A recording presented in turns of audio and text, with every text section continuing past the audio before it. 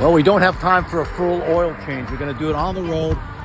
Pans that we got from Walmart and Sin 3 oil that we got from Harley Davidson.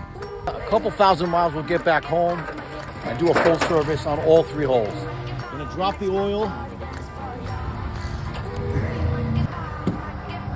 It's the way, Danny. You can smile.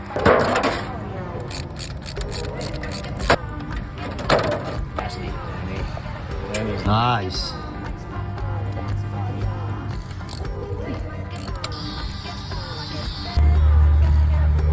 Obviously, we're disposing the burnt oil.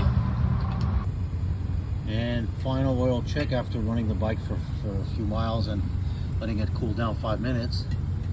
We're good. We're in the range. Nah, it's good.